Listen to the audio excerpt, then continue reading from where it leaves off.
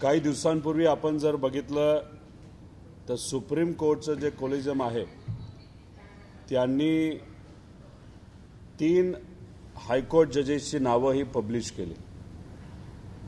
ती नावं त्यांनी पब्लिश केल्यानंतर ती पूर्ण यादी ही केंद्र सरकारकडे जाणार आणि मग केंद्र सरकार त्याच्यावर शिक्कामोर्तब केल्यानंतर ते सर्व जजेस हे हायकोर्टला ॲक्टिव्ह होतील।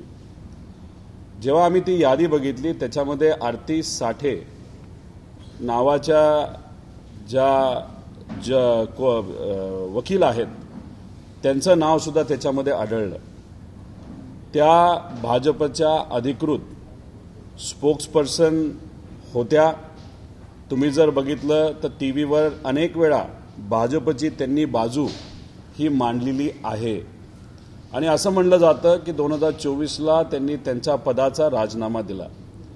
पण आम्हाला जे कळतंय कोलेजियम जेव्हा इंटरव्ह्यू घेते तेव्हा तिथे असणारे जे सर्व लॉयर्स आहेत त्यांची विचारपूस केली जाते आणि कुठलंही नाव येण्यापूर्वी ती प्रक्रिया 2 वर्षापासून ती सुरू असते। म्हणजे समजा आत्ता 2025ला आरती साठेंचं नाव आलं असेल तर 2023 पासून त्यांचा इंटरव्ह्यू तिथे घेतला गेला असेल। तर त्याचा अर्थ कुठेतरी कोलेजियमला हे माहीत नव्हतं की त्या भाजपच्या एका पक्षाच्या स्पोक्सपर्सन आहे। अनेक वेळा आक्रमक पद्धतीने त्यांनी एका पक्षाची बाजू घेतलेली आहे। तर आम्हाला सुप्रीम कोर्टचे जे सीजे आहेत त्यांना विनंती करायची आहे की आपण एकदा परत आरती साठे यांची जज म्हणून जी काही नियुक्ती करण्याचा प्रस्ताव तुम्ही केंद्र सरकारला पाठवलेला आहे तो थांबवावा। आरती साठेंच्या विरोधात नाहीतर त्यांच्या क्षमतेवर कुठेही आम्ही प्रश्नचिन्ह घेत नाही। पण आज या राज्यातलं आणि देशातलं वातावरण आपण जर बघितलं तर त्या वातावरणाकडे बघत असताना एखादा जज जो माजी एखादा पक्षाचा पदाधिकारी असेल ते सुद्धा स्पोक्सपर्सन असेल ते जर जज झाले तर उद्या जाऊन सामान्य लोकांना न्याय मिळेल का? आम्ही सर्वजण सरकारच्या विरोधात सातत्याने बोलत असतो, आमचे कार्यकर्ते बोलत असतात आणि मग आमची एखादी केस जर त्या वकिलांच्या समोर गेली तर आम्हाला न्याय मिळेल का? त्याच्याचबरोबर सरकारच्या विरोधातला एखादा मुद्दा असू शकतो तो कुठलाही असेल। समजा आता कोल्हापूरमध्ये जी गजलक्ष्मी म्हणजे हत्तीची केस सुरू आहे तो विषय समजा त्या जजच्या समोर गेला आणि सरकारला तो हत्ती एखाद्या प्रायव्हेट कंपनीला द्यायचाच असेल तर तिथे असणारे जे काही मठ आहे नाहीतर जो काही देवस्थान आहे त्यांना न्याय मिळणार का? शेतकऱ्याची सुसाईडची एखादी केस असेल, अनेक असे काही विषय असतात जे सामाजिक असतात ते मांडल्यानंतर एखादा जज जो पूर्वी एखाद्या पक्षाचा पदाधिकारी होता तिथं मग ती भूमिका सरकारच्या विरोधात घेतील का? असे अनेक प्रश्न तिथं निर्माण होतात। काही लोक म्हणतात की पूर्वी काही लोकांची नियुक्ती अशा पद्धतीने झाली होती आणि मग पूर्वी जे झालं आणि आत्ता जे होतंय याच्यामध्ये फरक काय? मला त्यांना एवढंच सांगायचं आहे, पूर्वीच्या काळामध्ये इलेक्शन कमिशन आपण जर बघितलं त्याच्यावर कुणीही आक्षेप घेत नव्हतं। कुणी असं म्हणत नव्हतं की इलेक्शन कमिशन हे एका पक्षाचं भूमिका घेते नाही तर बाजू घेते। ती स्वायत्त संस्था आहे आणि आज इलेक्शन कमिशनकडे आपण जर बघितलं तर अनेक वेळा असं आपल्या सगळ्यांना वाटतं नाही तर आता असं म्हणलं जातं की या सरकार म्हणजे भाजपचं जे सरकार आहे त्या सरकारची एक बाहुली म्हणून इलेक्शन कमिशन तिथं त्या ठिकाणी काम करतंय। म्हणजे परिस्थिती बदलली, वातावरण बदललेलं, राजकारणाची स्थिती त्या ठिकाणी बदललेली आहे। त्यामुळे आरती साठेंची नियुक्ती जर जज म्हणून झाली तर उद्या जाऊन जे आपलं न्याय व्यवस्था आहे ज्याला आपण एक स्तंभ समजतो आपल्या लोकशाहीचा त्याच्यामध्ये अशा पद्धतीने नियुक्त्या झाल्या तर उद्या लोक शंका घेऊ शकतात आणि आज या नियुक्तीवर लोक शंका घेत असतील तर मला असं वाटतं आणि आम्हा सगळ्यांना असं वाटतं की या बाबतीत सरकारने आणि आपले सीजीआय जे आहेत त्यांनी त्या बाबतीत योग्य असा निर्णय घेऊन हे नाव वगळावं अशी विनंती आम्ही सर्वजण तिथं करत आहोत। काही प्रश्न?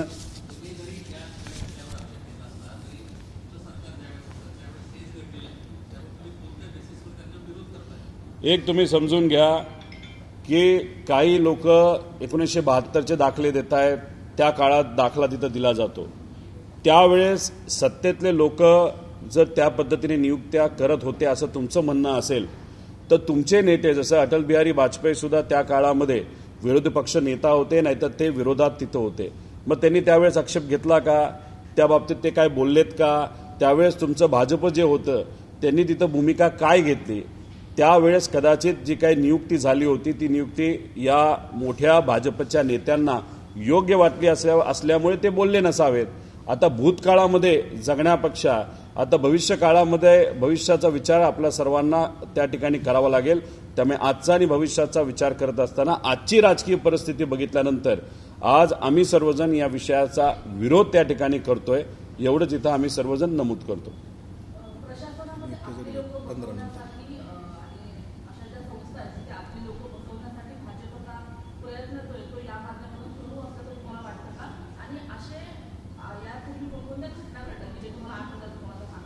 नाही, मला एवढंच सांगायचं आहे की समजा जेव्हा राष्ट्रवादी शरदचंद्र पवार या पक्षाचा जो काही निकाल आहे तो गेले अनेक वर्ष अजून लागलेला नाही.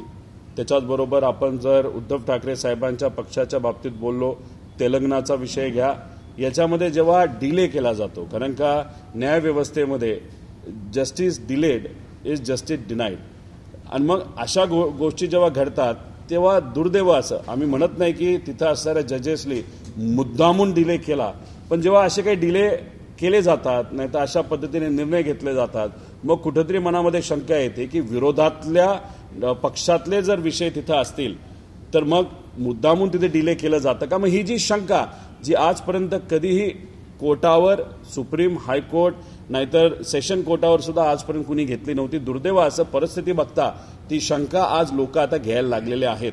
आणि मग अशा नियुक्त्या जेव्हा होतात तेव्हा अजून जास्त प्रमाणात शंका ही लोक तिथं घेतात.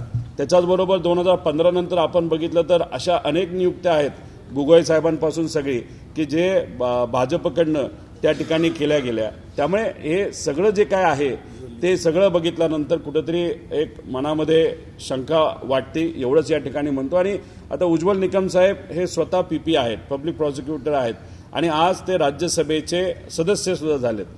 ठीक आहे, त्यांचं अभिनंदन तिथं करतो. पण मग ते जेव्हा भूमिका पीपी म्हणून आता याच्या पुढे घेतील तेव्हा काही प्रमाणात काही लोक शंका घेऊ शकतात जर एखादा विषय सरकारच्या विरोधात असेल. त्यामुळे ज्युडिशरीमध्ये, न्यायव्यवस्थेमध्ये शंका जर लोक घ्यायला लागले तर ते फार घातक होऊ शकतं असं आम्हा सगळ्यांना तिथं वाटतं. त्यामुळे विनंती करतो की या बाबतीत सरकारने योग्य तो निर्णय घ्यावा आणि हे जे काय झालेलं आहे त्याला रिव्हर्स करता आलं तर ते नक्कीच योग्य आहे. तुम्ही आजही कुठल्याही वकिलाला विचारलं की ज्या वकिलाले आत्तापर्यंत जजची परीक्षा नाही तर कॉलेजियमच्या इथे इंटरव्ह्यू दिलेला आहे, ते सर्व लोक म्हणतील की कॉलेजियममध्ये असणारे लोक विचारतात की तुम्ही याच्या आधी कुठल्या पक्षाची केस खेळला आहात का, लढला आहात का, आणि जर लढला असाल तर मग तुमचं नाव आम्ही रेकमेंड करू शकत नाही. हे कुठल्याही एखाद्या वकिलाला तुम्ही विचारा, जेली कॉलेजियममध्ये जाऊन तिथे इंटरव्ह्यू दिलेला आहे. 56 ते 60 लोकांना तिथं रिजेक्ट केलं गेलं आणि ही 3 नावं पुढे आपल्या सर्वांसमोर आलेली आहेत. म्हणजे 60 लोकांना रिजेक्ट केल्यानंतर ही 3 नावं पुढे आलेली आहेत असं आम्हाला समजतं. त्यामुळे ह्या सगळ्या गोष्टींकडे कुठं ना कुठेतरी लक्ष देण्याची जरूरत आहे. आणि ज्या लोकांनी इंटरव्ह्यू दिले, कदाचित मला जे कळतंय सरोदे नावाचे जे वकील आहेत, मला माहीत नाही, त्यांचा संवाद माझा अजून झाला नाही, त्यांनी सुद्धा इंटरव्ह्यू दिला असावा. मग त्या इंटरव्ह्यूमध्ये काय घडलं हे कदाचित ते जास्त स्पष्टपणे आपल्या सर्वांना सांगू शकतील.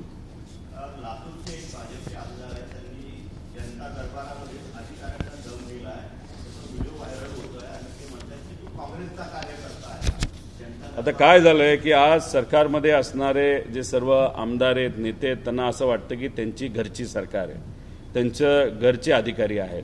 म्हणजे घरामध्ये जे आपण चहा वगैरे देण्यासाठी नाही तर घराची साफसफाई करण्यासाठी ज्या पद्धतीने लोक असतात त्यांचा आदरही केला पाहिजे. पण जसं काही लोक त्यांच्यावर चिडतात, ओरडतात, तसंच आता या राज्यातल्या सर्व आमदारांना जे सत्तेत आहेत त्यांना असं वाटलंय की हे ग्रामसेवक त्यांचे घरगडी आहेत, नाहीतर समजा पोलीस अधिकारी हे त्यांच्या वॉचमॅन सारखे आहेत, मग कसंही बोललं तरी चालतं. त्यामुळे हे जेव्हा व्हिडिओ बाहेर येतात तेव्हा जी लोक आहेत जी कदाचित राजकारणापासून दूर आहेत त्यांना कुठं ना कुठंतरी आता राज्यकर्त्यांचा, आमदारांचा, लोकप्रतिनिधींचा तिरस्कार वाटायला लागले, अशी ती परिस्थिती आहे. मेघना बोर्डीकरांचा पण मुद्दा तुम्ही जर बघितला, त्यांनी सुद्धा अतिशय म्हणजे पब्लिकमध्ये फक्त गर्दी त्या ग्रामसेवकली केली नाही, नाहीतर 1400 जे घरकुल दिली गेली होती त्या 1400 घरकुलपैकी फक्त 7च लोक लाभार्थी तिथं आले आणि बाकीचे आले नाहीत. आणि म्हणून गर्दी न झाल्यामुळे त्यांनी कानाखाली मारण्याची भाषा तिथं केली. त्यामुळे हे जेव्हा होतं हे योग्य नाही. त्यामुळे जे कोणी आमदार असतील त्यांना समज ही भाजपच्या नेत्यांनी त्या ठिकाणी द्यावी. पण होतंय असं की हे सर्व नेते खालच्या पातळीवर जाऊन बोलतात खरं, पण त्यांचे जे नेते आहेत, ते मुख्यमंत्री साहेब असतील, इतरही मोठे नेते आहेत, ते मात्र या सर्व आमदारांचे कार्यकर्त्यांचे कान मात्र तिथं धरत नाहीत. आणि ती गोष्ट न केल्यामुळे ह्यांना असं वाटतं की काही बोललं तरी चालतंय. त्यामुळे काही कॅन्टीनमध्ये जाऊन कॅन्टीन केसरी झालेले आपण सर्वांनी बघितले. काही लोकांनी बॉन्ड लिहून दिलाय, मी ह्याला मारतो, ह्याला तोडतो, ह्याला हे करतो. काही रम्मी खेळणारे जे नेते ते तिथं आपण बघितलेले आहेत. आणि अशा पद्धतीने विविध ठिकाणी वेगळ्या वेगळ्या वेळेस जे सत्तेतले आमदार आणि नेते आहेत त्यांनी अतिशय खालच्या लेवलला जाऊन त्या ठिकाणी वक्तव्य केलेलं, त्याचा निषेध हा आम्ही सर्वजण त्या ठिकाणी देत आहोत, करत आहोत. गेल्या 10 दिवसात तुम्ही 2 मोठे निकाल आले, एक मुंबई बॉम्बस्फोटाचा, साखळी बॉम्बस्फोटाचा आणि दुसरा मालेगाव बॉम्बस्फोटाचा. मुंबई बॉम्बस्फोटाच्या संदर्भात उच्च न्यायालयाने जो निर्णय दिला त्या संदर्भात राज्य सरकार सर्वोच्च न्यायालयात जात आहे, परंतु मालेगाव बॉम्बस्फोट प्रकरणी राज्य सरकार सर्वोच्च न्यायालयात जाणार नाही असं RTI मधून नुकतंच उघड झालेलं आहे. कुठेतरी सरकारचा हा दोरीपणा आहे का? आता मला असं कळतं, यांची स्टेटमेंट कदाचित मी कुठेतरी ऐकली आहे की जे काही बॉम्बस्फोटचा मुद्दा तिथं झालेला आहे मालेगावचा, तिथे असणारे कुणीतरी एक हिंदू समाजाचे धर्मगुरूंनी एक प्रश्न केलेला आहे. जर मग यांनी नाही केला तर कुणी केला? कुठं ना कुठेतरी खरं हे लोकांसमोर तिथं आलं पाहिजे.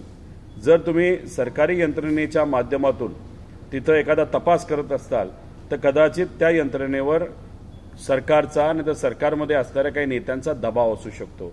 आणि त्यामुळे एखादा निर्णय देत असताना आम्हाला हा पुरावा सापडला नाही, तो पुरावा सापडला नाही, असं कदाचित ते इन्व्हेस्टिगेशन करणारे लोक बोलू शकतात, नाही तर वागू शकतात.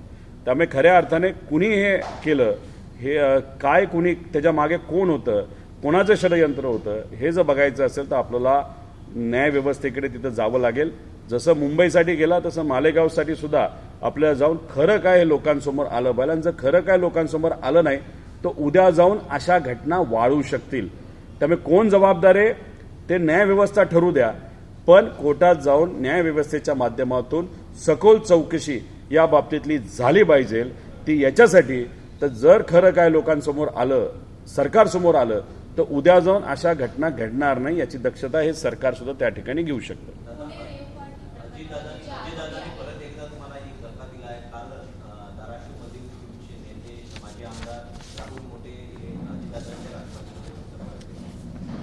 आम्हाला जे कळतंय की राहुल मोठेंचा जो कारखाना आहे तो अजितदादांच्या पक्षाच्या कुठल्या तरी नेत्याच्या माध्यमातून चालवला जातो. मग त्यांचा कारखाना जर अजितदादांच्या पक्षातला एक नेता, तर तो नेता तुम्हाला शोधावा लागेल. त्यांचा कारखाना जर चालवत असेल तर मग अख्खी त्यांची संस्था ही अजितदादांच्या पक्षात असल्यासारखी आहे. ती संस्था टिकावी, त्यांना अडचणी येऊ नयेत म्हणून राहुल मोठेंनी स्वतःसाठी, संस्थेसाठी तो निर्णय तिथं घेतलेला आहे. राजकारणामध्ये जेव्हा आपण स्वतःचा, आपल्या फक्त संस्थेचा विचार तिथं करतो तर मग कुठं ना कुठंतरी तुम्ही भूमिका स्पष्ट करता की आम्ही लोकांसाठी राजकारण करत नाही, आम्ही संस्थेसाठी राजकारण करतो, आम्ही स्वतःसाठी राजकारण करतो. ज्यांना संस्थेसाठी आणि स्वतःसाठी राजकारण करायचे ते सत्तेत जाऊन बसलेले आहेत. आम्हाला लोकांसाठी काम करायचं, आम्हाला विचारासाठी काम करायचं म्हणून आम्ही विरोधात आहोत. त्यामुळे ते तिथं गेले असले तरी येत्या काळामध्ये लोकशाहीच्या माध्यमातून लोक योग्य ते उत्तर हे त्यांच्या मतदारसंघामध्ये दिल्याशिवाय राहणार नाही.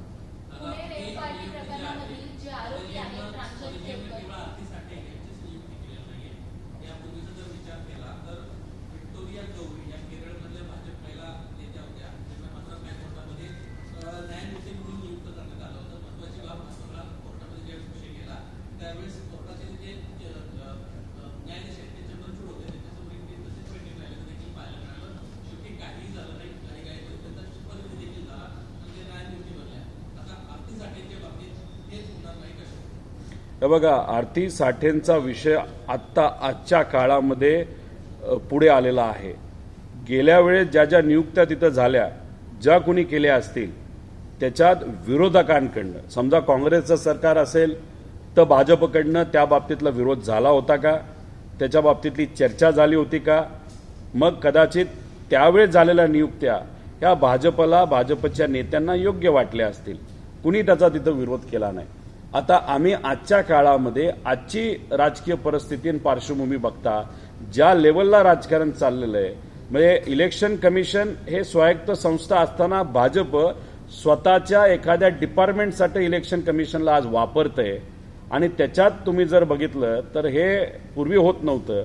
तसंच आम्हाला भीती अशी वाटते की अशा पद्धतीने जजेसच्या नियुक्त्या जर झाल्या, अशा व्यक्तींना तिथं घेतलं गेलं ज्यांनी पक्षाची भूमिका ठामपणे मांडलेली आहे, तर उद्या जाऊन आजच्या राजकारणाकडे बघता तिथं न्यायव्यवस्थेच्या माध्यमातून विरोध हा केला, न्याय हा सामान्य लोकांना आणि विरोधातल्या लोकांना दिला जाईल असं आम्हाला वाटत नाही. राहिला प्रश्न एखादा विषय कोर्टात पूर्वी गेला असेल तर सहसा जर आपण बघितलं तर जजेसच्या बाबतीतला एखादा निर्णय जर कोर्टात गेला तर जजेसच्या विरोधात, नाहीतर जी काय प्रक्रिया कॉलेजियमची आहे त्याच्या विरोधात कुठेही निर्णय कुठलंही कोर्ट तिथं देत नसतं.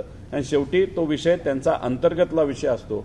विषय आज आम्ही का मांडत आहोत, कॉलेजियमनी नावं दिली असली तरी मग इंटरव्ह्यू, आता आम्हाला तो अधिकार नाही की काय पद्धतीने इंटरव्ह्यू झाला, कोण ते 60 लोक होते ज्यांना तिथं रिजेक्ट केलं गेलं, त्याच्यामध्ये कुठल्या कुठल्या भूमिका घेणारी लोक होती का, काही असे होते की जे कुठलीच भूमिका कुठल्याही पक्षाच्या बाजूला आजपर्यंत दिलं नाही, मग त्यांच्यावर अन्याय झाला का, मग हीच तीन नावं पुढे का आली, मग त्याच्यामध्ये नियुक्त्या करत असताना डिले का झाला, मग सुप्रीम कोर्ट असं होतं का, सुप्रीम कोर्ट काही चांगल्या जजेसची नावं पुढे करत होतं पण मग सरकार मुद्दामून डिले करत होतं त्या जजेसच्या नियुक्त्या देण्यासाठी, नाहीतर सरकारकडनं वेळ लावला जात होता आणि म्हणून एवढा मोठा डिले झाला आणि मग कुठंतरी कॉम्प्रोमाइज झालं का अशी भीती तिथं आम्हा सर्वांना वाटते. पण न्यायव्यवस्थेवर आमचा सगळ्यांचा विश्वास आहे, फक्त सरकारवर मात्र तिथं विश्वास नाही. त्यामुळे सरकारने या बाबतीत आम्ही पारदर्शक आहोत, आम्ही योग्य अशी सिस्टम तिथं चालवतो हे कुठेतरी दाखवण्याची आज खरी वेळ आहे. तशा पद्धतीने हे सरकार निर्णय घेईल का असा प्रश्न तिथं आम्हा सगळ्यांना वाटतो. सध्या दोन मुद्दे फार मोठे गाजत आहेत, कोल्हापूर हत्ती प्रकरण असो किंवा कबूतरखाने असो, तुमची भूमिका काय? आम्ही परंपरेच्या बाजूली आहोत. आम्ही जी कुठली संस्कृती जे अनेक वर्षांपासून एखाद्या परिसरामध्ये, एखाद्या मंदिरामध्ये, एखाद्या मठामध्ये तिथं चालू असेल तर त्या परंपरेला आम्ही भक्कमपणे तिथं पाठिंबा देतो. जे कोल्हापूरचं गजलक्ष्मीचं प्रकरण झालं, जे हत्तीचं प्रकरण झालं, त्याच्यामध्ये मठाकडनं कोर्टामध्ये त्यांची बाजू मांडण्यासाठी कदाचित चांगले वकील हे दिले गेले नव्हते, नाहीतर विरोधात जे लोक लढत होते ते या देशातले, एशियातले सगळ्यात श्रीमंत परिवार आहे. त्या परिवाराच्या विरोधात आम्ही नाही. मग त्यांनी चांगले वकील तिथं वापरल्यानंतर तिथं मठ तो तिथं कोर्टात हारलेला आहे. त्यामुळे याच्या पुढे परत आपल्याला जर कोर्टात जावं लागलं तर चांगले वकील हे आपल्याला द्यावे लागतील.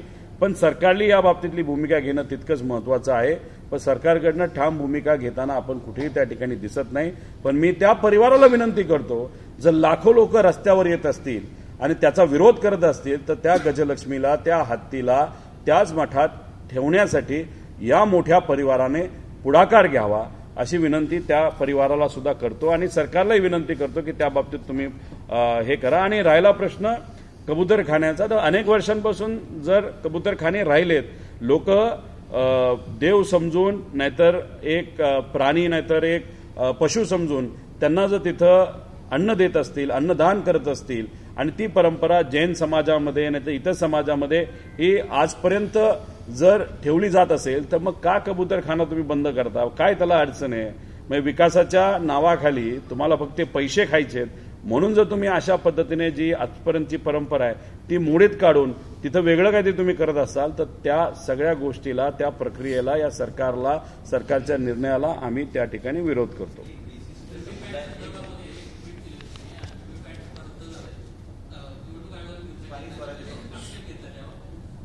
लोकसभेचं इलेक्शन, विधानसभेचं इलेक्शन आणि त्यानंतर आजपर्यंत इतर राज्यांमध्ये झालेलं इलेक्शन आपण जर बघितलं आणि त्याच्याचबरोबर खास करून विधानसभेचं इलेक्शन झाल्यानंतर तिथं जी काय प्रक्रिया ही फॉलो केली गेली होती, नावं काढली गेली होती, नावं ऍड केली गेली होती, ईव्हीपॅटवर आपण जर बघितलं तर प्रिंट वेगळंच काहीतरी निघायचं आणि परवा ईव्हीपॅट मोजण्यासाठी आमचे काही पुण्यातले उमेदवार जेव्हा गेले तेव्हा व्हीव्हीपॅट हे काढून बाजूला ठेवलं होतं. म्हणजे व्हीव्हीपॅट असताना एवढा गदारोळ झाला असेल, एवढ्या शंका जर निर्माण तिथं झाल्या असतील तर मग येणारे जे काही इलेक्शन आहेत, जे आपण लोकल बॉडी इलेक्शन तिथं म्हणतो, स्थानिक स्वराज्याचे इलेक्शन तिथं म्हणतो, त्याच्यामध्ये व्हीव्हीपॅट नसेल, एक तर आमचा त्या ईव्हीएम मशीनवर विश्वास नाही, व्हीव्हीपॅट असल्यामुळे थोडासा विश्वास त्या मशीनवर आम्ही ठेवू शकतो आणि ते जर तिथे ठेवणार नसाल हे योग्य नाही.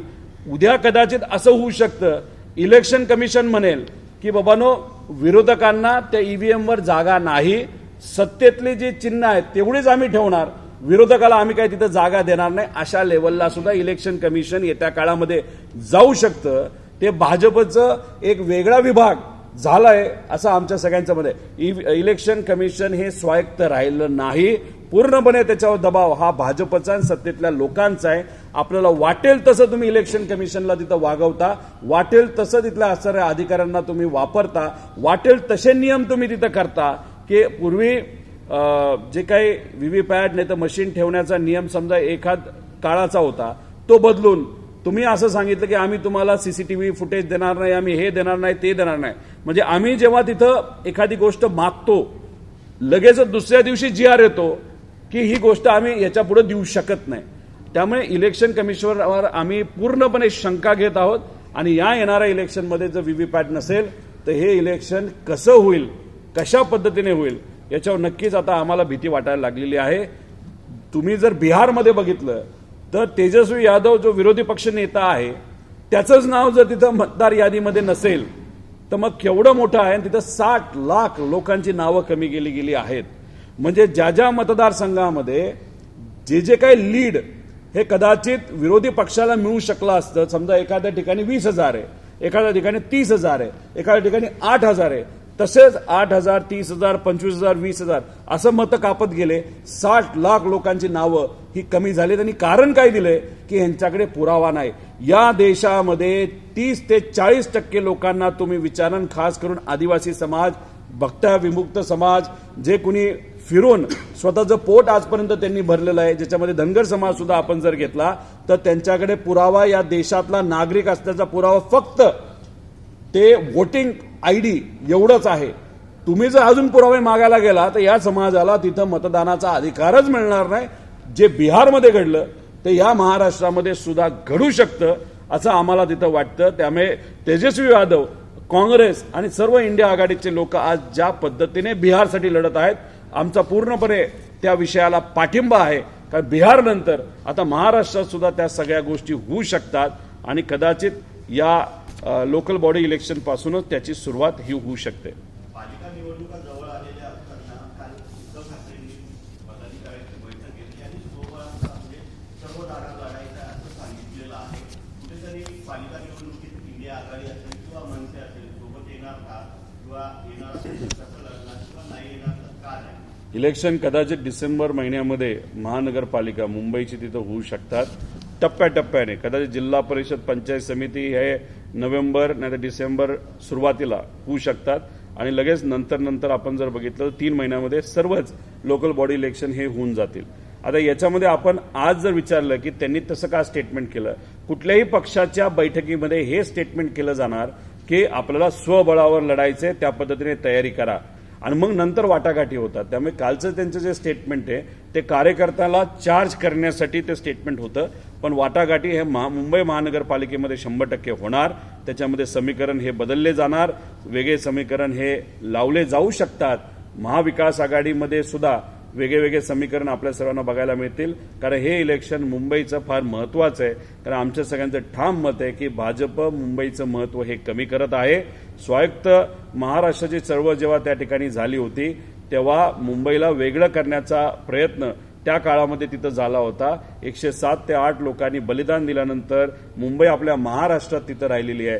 आमची भीती आहे की मुंबईचं अजून महत्त्व कमी केलं जाईल आणि गुजरातच्या अहमदाबादचं नाही तर त्या भागातल्या जे काही गिफ्ट सिटी आहे त्याचं महत्त्व हे वाढवलं जाईल. त्यामुळे मुंबईच्या अस्मितेसाठी, मुंबईच्या ताकदीसाठी, मुंबईच्या आर्थिक प्रगतीसाठी आपल्याला मुंबईमध्ये सत्ता, चांगल्या विचाराची, मराठी संस्कृतीला ताकद देणाऱ्या पक्षांची सत्ता या महाराष्ट्रामध्ये आणि खास करून मुंबईमध्ये आणणं अतिशय महत्त्वाचं आहे. भाजप जर चुकून आलं तर मग हा जो मराठी अमराठी वाद हा अजून जास्त वाढू शकतो आणि तो जर वाढून द्यायचा नसेल तर मग आपल्या महाविकास आघाडीच्या घटक पक्ष नाही तर महाविकास आघाडी म्हणून इथं सत्ता आणणं फार महत्त्वाचं आहे. पुणे रेणुकाशी प्रकरणामध्ये जे आरोपी आहेत प्रांजल खेमकर त्यांच्या समस्येमध्ये आता मोठी वाढ झाली आहे. जी संस्था आहे बहुउद्देशीय सेवाभावी संस्था त्यांनी आरोप केलेला आहे की खेमकरांनी 28 वेळा स्वतःच्या नावानं हॉटेल रूम बुक करत परप्रांतीय मुलींना बोलावलेलं होतं असं त्या संस्थेकडून आरोप करण्यात आला. विषय एवढाच आहे की त्या दिवशी काय घटना घडली, जे काही ड्रग्ज हा विषय तिथं चर्चेत आहे त्या बाबतीत काय चाललंय हे तुम्ही तिथं विचारा. एखाद्या पर्सनल विषयामध्ये जर काही लोक जात असतील तर त्या व्यक्तीचा आणि त्या संस्थेचा आणि पर्सनल गोष्टीच्या विषयावर आम्ही राजकीय भाष्य तिथं करणार नाही. पण खडसे साहेबांनी ज्या पद्धतीने आक्रमक भूमिका हे या राज्यातल्या सत्तेत असणाऱ्या एका मंत्र्याच्या विरोधात घेतली आणि त्यांनी एवढंच सांगितलं, लोढा नावाचा जो व्यक्ती आहे जो आज जेलमध्ये आहे त्यांनी हनी ट्रॅप प्रकरण कोणाबद्दल केलं होतं, कसं केलं होतं आणि तो लोढा स्वतः हनी ट्रॅप प्रकरणामध्ये कसा अडकला आणि कुठंतरी अंधेरी इथं असणारी जी काही FIR आहे ते FIR सरकार का लपवतंय असे अनेक प्रश्न खडसे साहेबांनी केल्यानंतर त्यांच्याच जावयावर तिथं कारवाई झाली. ते फॅब्रिकेटेड असेल असं आमच्या सगळ्यांचं मत आहे. त्या फक्त विषयाच्या बाबतीत तुम्ही जर आम्हाला प्रश्न केला तर आम्ही एवढंच सांगू की त्याच्यामध्ये नक्कीच काहीतरी राजकीय खेळी आहे. ते जे काही हॉटेल आहे त्या हॉटेलचे CCTV फुटेज हे खडसे परिवाराने मागितलेले आहेत पण त्यांना अजून ते मिळालेले नाहीत. त्याच्याचबरोबर जे व्हिडिओ हे पोलिसांच्या ताब्यात होते ते व्हिडिओ पोलिसांच्या ताब्यात असताना मीडियाकडे ते गेले कसे, त्यात मीडियाची चूक नाही, ते पोलिसांनीच दिले. त्यामुळे कुठं ना कुठं तरी आणि त्याच्याचबरोबर ही कारवाई करत असताना फार स्निपर डॉग्स सुद्धा त्यांच्याकडे बरोबर होते. ही कारवाई झाल्या विदाऊट वॉरंट रोहिणीताई खडसेंची जिथं कुठं घरं आहेत त्या घरामध्ये सुद्धा विदाऊट वॉरंट सर्च केलं गेलं. त्याच्याचबरोबर असं आम्हाला कळतंय की मोबाईलमध्ये पर्सनल फोटो काढून त्या प्रांजल नावाचे जे व्यक्ती आहेत त्यांना तिथं ब्लॅकमेल केलं जातं, हे काढू बाहेर काढू. त्यांच्या व्यक्तिगत जीवनामध्ये ते काय करतात याच्यात आमचं काही घेणं देणं नाही. आज जर आपण नेत्यांच्या बाबतीत सुद्धा जर खोलात गेलो तर बऱ्याच लोकांचे बरेच विषय निघतील. त्यामुळे त्याच्यात तर आम्हाला काही जायचं नाही. आणि नाशिकमध्ये जिथं ते हनी ट्रॅप प्रकरण घडलं मग त्याच्यामध्ये कोणाकोणाची नावं आहेत हे सरकारने जाहीर करावे असं आम्ही सगळे त्या ठिकाणी म्हणू. मराठी शाळांसंदर्भात आता प्रश्न उपस्थित केले जातात.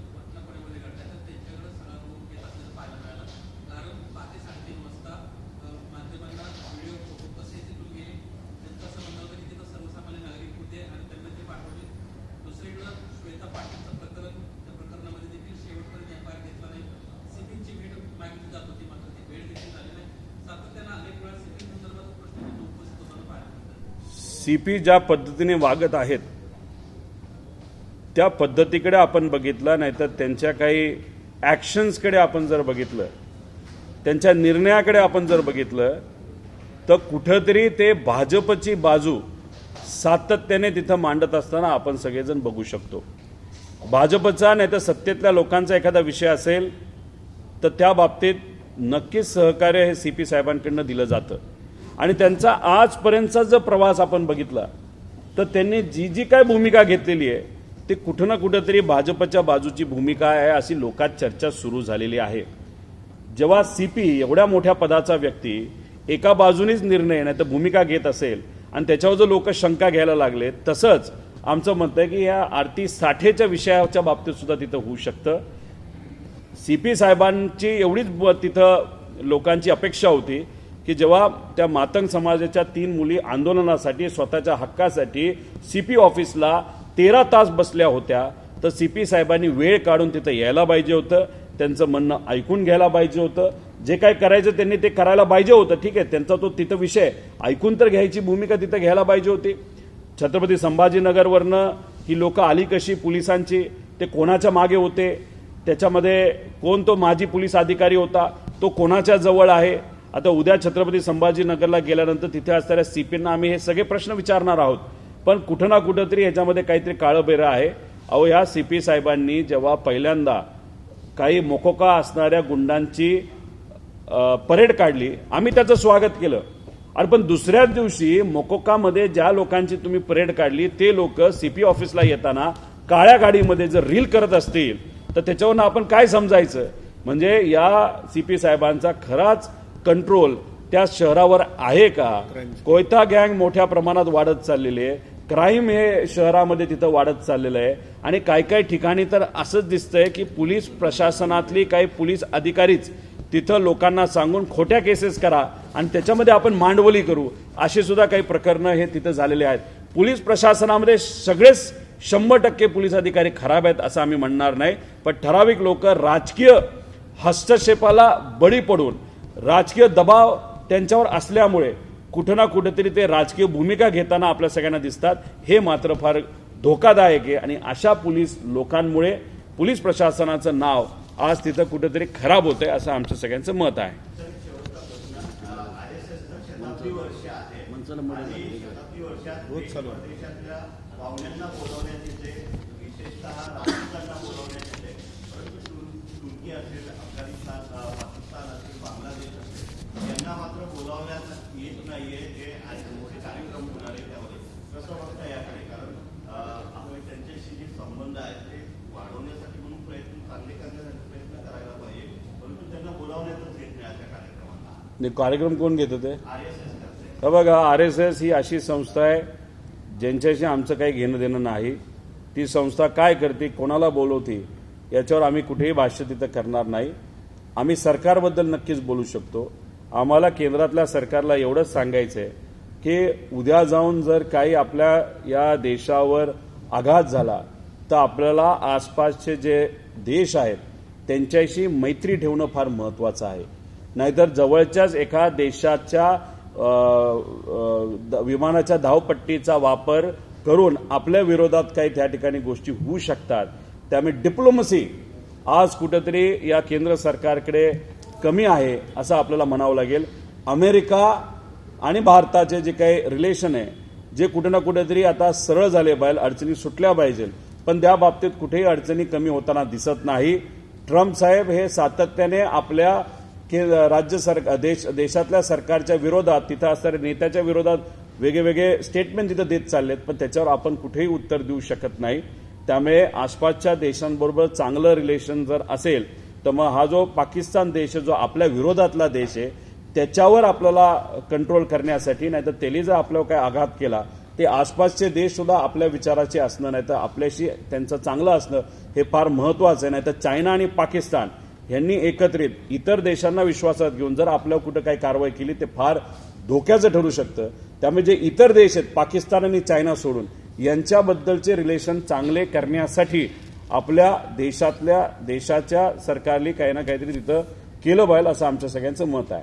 मराठी शाळा जाणीवपूर्वक संपवल्या जातात का असं?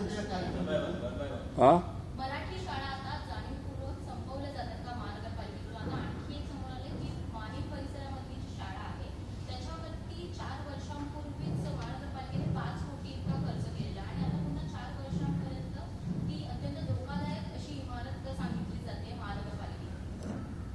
तुम्ही जो प्रश्न विचारला ते नक्कीच खरं आहे की हे जे राज्यातलं सरकार आहे ते कुठं ना कुठंतरी मराठी अस्मिता, मराठी भाषा आणि मराठी संस्कृतीच्या विरोधात आहे. दुबे नावाचे जे खासदार आहेत, जे भाजपचे खासदार आहेत, त्यांनी मराठीबद्दल, महाराष्ट्राबद्दल अपशब्द वापरले. त्यांचा विरोध प्रत्येक मराठी माणसाने या महाराष्ट्रामध्ये केलेला आपण सर्वांनी बघितला. आम्ही त्यांचा विरोध तिथं केला.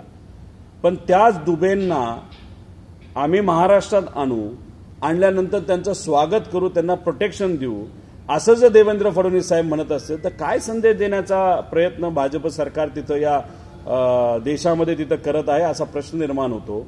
आणि ही जी डिप्लोमसी आहे खासदारांबरोबर, याचा खोलात जाऊन अजून अभ्यास केला तर कदाचित सप्टेंबर ऑक्टोबरमध्ये आपले जे मुख्यमंत्री साहेब आहेत ते दिल्लीला जातात का काय, असा प्रश्न आता कुठेतरी निर्माण व्हायला लागला आहे. कारण का मराठीला सोडून जो व्यक्ती मराठीच्या विरोधात बोलतो त्याला तुम्ही स्वागत करता, म्हणजे देवेंद्र फडणवीस साहेबांनी खासदारांबरोबर डिप्लोमसी सुरू केली असं आपल्याला म्हणावं लागेल. म्हणजे काय ना काहीतरी बदल येत्या काळामध्ये होतील असं कुठेतरी आपल्या सर्वांना म्हणावं लागेल. कल्याणचा विषय माहिती आहे का?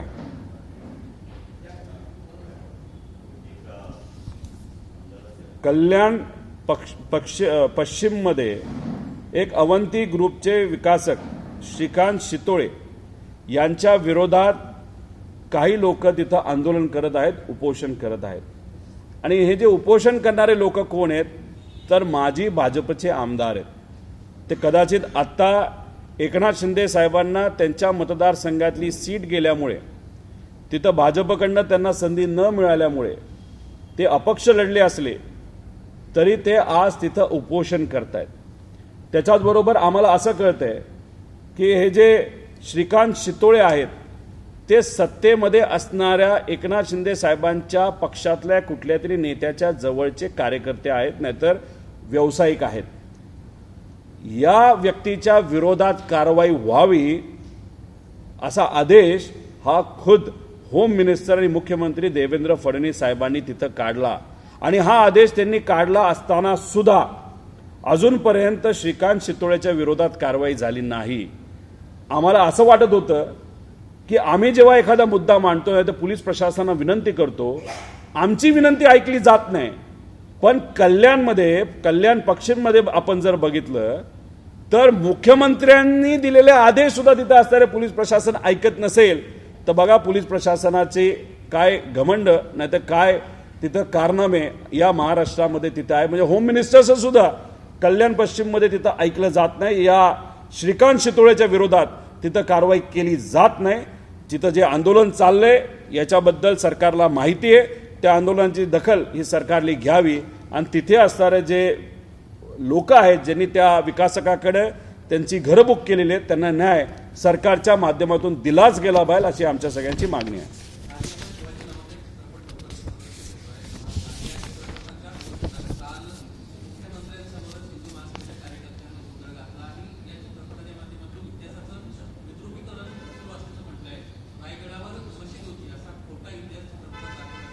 भाजप प्रेरित नाही तर RSS प्रेरित संघटनेने जर एखाद्या चित्रपटाचा विरोध केला असेल तर मग असं आपल्याला म्हणावं लागेल त्या चित्रपटामध्ये कदाचित खराच इतिहास दाखवला असावा. तो पिक्चर मी तिथं अजून बघितलेला नाही. काय त्या पिक्चरमध्ये दाखवलंय हे तिथं आपल्याला बघावं लागेल. कारण RSS नाही तर BJP प्रेरित जी लोक आहेत ते नेहमी खोटाच इतिहास लोकांपर्यंत आणण्याचा प्रयत्न सातत्याने तिथं करतात. त्यामुळे एखाद्या पिक्चरच्या विरोधात ते करत असतील तर नक्कीच तो पिक्चर आपण बघितला पाहिजे. खरं काय हे आपण सर्वांनी समजून घेतलं पाहिजे. त्यामुळे मी स्वतः जेव्हा केव्हा संधी मिळेल तेव्हा तो पिक्चर बघेल आणि तो पिक्चर बघितल्यानंतर काही इतिहासकारांशी बोलून त्या बाबतीत जास्त स्पष्टपणे बोलू शकतो. पण सेन्सर बोर्डची पण मान्यता त्याला आहे आणि कदाचित तो पिक्चर भारताच्या बाहेर सुद्धा अनेक ठिकाणी हा ऑफिशियली तिथं पाठवण्यात आला होता. त्यामुळे 1-2 लोक विरोध करत असतील, त्यामुळे एखादा पिक्चर जर योग्य असेल आणि इतिहासकारांचा जर त्याला आणि खऱ्या इतिहासकारांचा, कारण का भाजप प्रेरित पण इतिहासकार आहेत, स्वघोषित इतिहासकार आहेत, त्यांचा मी म्हणत नाही. समजा आपले जयसिंगभाऊ पवारांचा असेल आता अजून 1-2 जणांचा असेल ज्यांना खरा इतिहास मिळेल या लोकांनी त्याच्यावर वक्तव्य करावं एवढीच विनंती त्यांना त्या ठिकाणी मी करतो.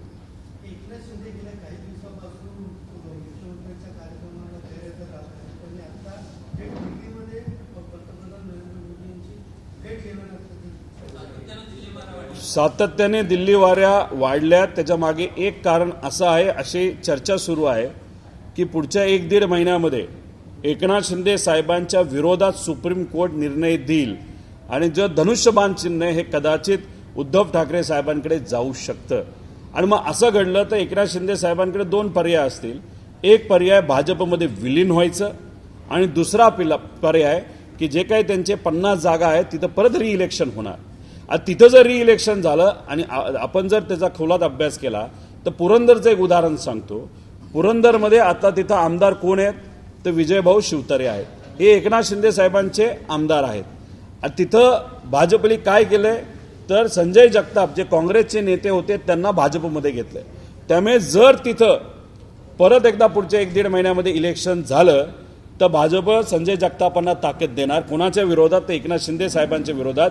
आणि ही सगळी खेळी ही एकनाथ शिंदे साहेबांना कळली असल्यामुळे अनेक वेळा दिल्लीत ते जातात.